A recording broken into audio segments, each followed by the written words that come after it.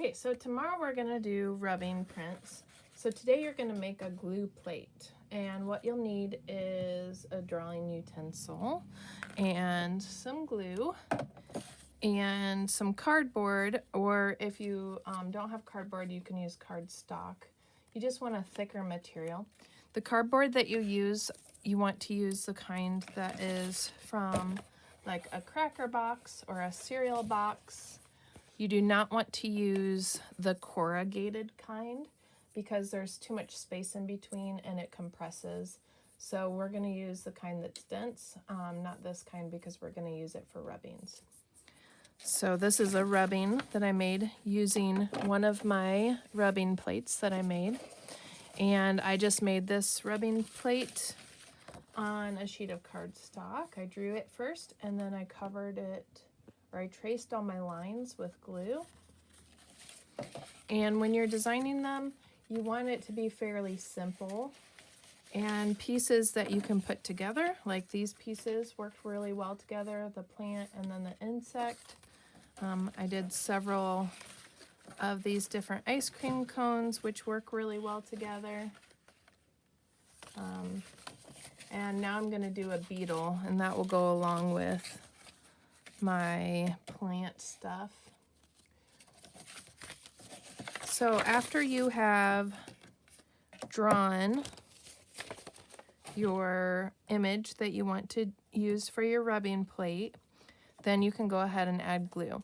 This is an example of something that's maybe a little too detailed. You want it to be pretty simple. You can see this has pretty simple lines. If you get it too detailed, it will pool up and you'll just have big blobs everywhere. And so try to keep it really minimum.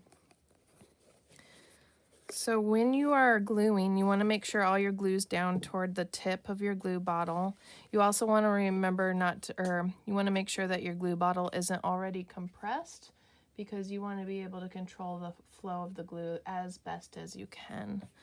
So as you do this, I have found it works best if you actually touch the tip to your cardboard and then you just slowly move. I'm not even actually applying pressure right now. I'm just dragging it. There's already some pressure built up inside, and the glue is just flowing out, probably from gravity. So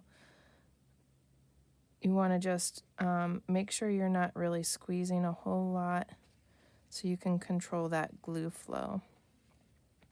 I would suggest start with something really big. Pick, at least 2 to 3 images that you can use together that are interesting. And then once you have traced all your lines in glue, you're going to let this dry. It does need to dry for several hours, and it works best if you just let it dry overnight. And it would be for sure dry in the morning. All right, so it is Monday, so you want to have this done for Tuesday, so make sure you make this on Monday. Or the day before you're going to actually print it.